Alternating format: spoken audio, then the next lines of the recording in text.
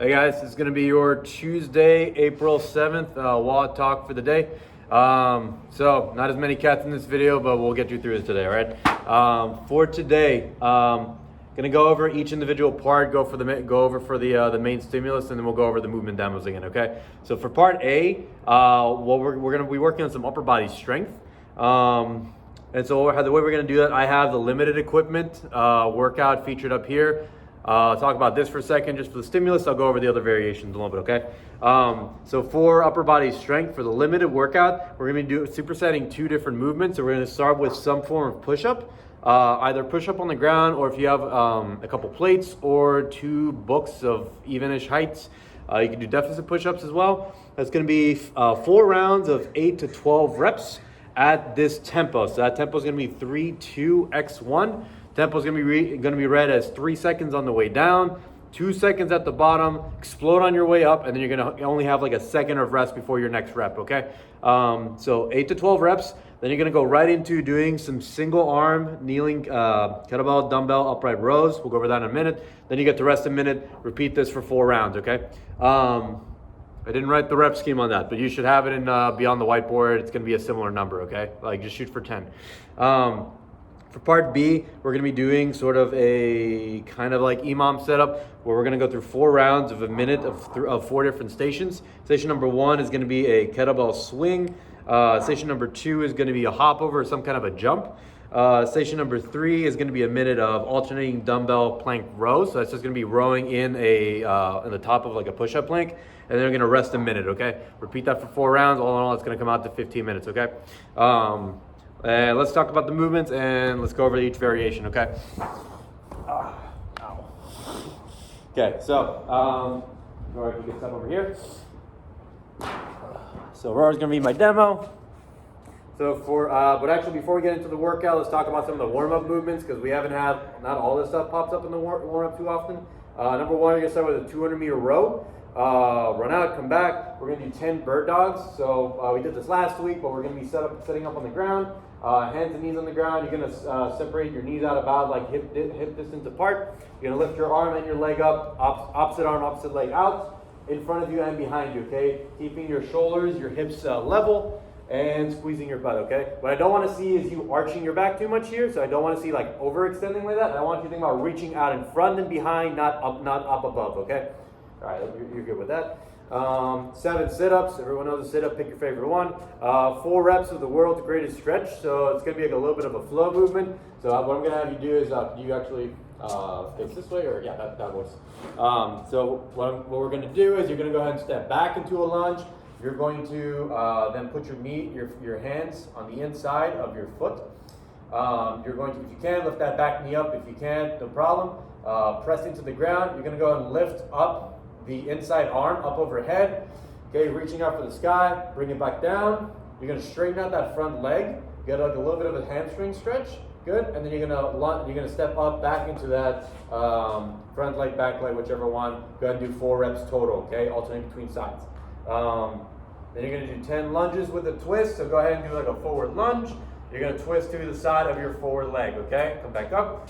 That should be good. 7 air squats, we're familiar with air squats, and then 4 inchworms. The way I'm going to have you use inchworms, not different from the usual. We're going to go ahead and just start up tall, coming down, try to keep that back straight. You're going to walk your hands out to a push-up, to the top of a plank. Go ahead and do a push-up for me. Come back up, walk your hands back up, and stand up tall at the top, okay? That's our warm-up, right? Now, for today's work, okay, let's go over part A again, all the movements for part A. So for part A, if you're doing body weight movements, okay, we're doing push-ups and we're going to do bird dogs like we just did in the warm-up, okay? So for our push-up, what I'm going to be looking for is you're going to set up at the top of the plank. You're going to be nice and straight at the top, squeeze your butt, keep your shoulders nice and active. As you come down, send your shoulders forward. So you're going to kind of push off on those toes, come a little forward as you come down. So go ahead and show them that. Right there, and back up. So her shoulders are going to end up a little bit in front of where they are relative to the top, okay? Squeeze your shoulders back as you come down. That should be a pretty good push-up, okay? So think about having your chest out in front of your hands, not right between your hands, okay? Again, you can do some deficit if you have 2 books or 2 plates to go a little bit lower and if you have the strength for that, okay? Then we're gonna do bird dogs, same thing that we just did during the warm-up, okay? You're doing 8 to 12 push-ups at tempo, and then you're doing 10 bird dogs, or 10 bird dogs per side, okay? Then rest a minute, do that for 4 rounds. The limited equipment version of this, push-ups are gonna remain the same. You can do it on the floor or deficit if you like. You can also do single arm, kneeling, kettlebell, dumbbell rows. So the way we're gonna set up for this is, I'm gonna have you guys, you're gonna go ahead and kneel on both knees. You're gonna be nice and tall, keeping a nice tall posture. Kettlebell is gonna be set up in front of you. You're gonna go ahead and keep your shoulder down as you raise your elbow up, okay? So that's what it's gonna look like from the side, staying up nice and tall. Can you face the camera for a second? So setting up forward, she's gonna go ahead, keep bringing that elbow up nice and tall, keeping that back shoulder rolled down, right? So not letting that shoulder roll over like this. Keep it pinned back, okay? 10 reps there as well, each side. Then rest a minute, okay? For the home gym version of this, it's going to be different. We're going to be working on push presses for the day. So you're going to grab a barbell. You can either, I prefer a rack if you can, but if not, go ahead and clean it. We're going to do 3 reps on the minute, every minute for 10 minutes. So go ahead and just show a push press, elbows up nice and tall. Yep. Coming down. Making sure to keep that dip small and quick. So go ahead, just like that. So really just think about being explosive with your knees, okay? You're gonna start at your strict press 1 rep max, if you know what that is. If not, start at a heavyish weight. It should be challenging for your 3 reps to do for a push press, and you're gonna try to build if possible, okay? And that should be it for part A, okay? For part B, we're gonna move into the 4 rounds of work. So for body weight, you're gonna go ahead and do a minute of toes to sky. So this is what we did last week. So go ahead and lay down on the floor. You're gonna set up, hands underneath your hips if you need more comfort. If not, you can keep them at your side. Feet as straight as you can, toes pointed up. And then she's gonna go ahead and just press up. Lift her hips up, straight up to the sky, okay? So lifting up as high as you can. Try to avoid try to avoid what we talked about last week and like bring your feet too far back as you come up. Just think about coming straight up, okay? Good. A minute of those. You're gonna do a minute of hop overs. If you have like something small to jump on like a plate, go ahead and jump on the plate and then hop over to the other side. If not, jump over the object, that's fine. If you don't have a plate, all good too. Go ahead and pick a spot on the ground that has like a kind of a line that you can jump over, like we do at the gym. Go ahead and just hop over that line, okay? You can do forward. You can alternate between lateral or forward and backwards hopping as well, between rounds or after rounds.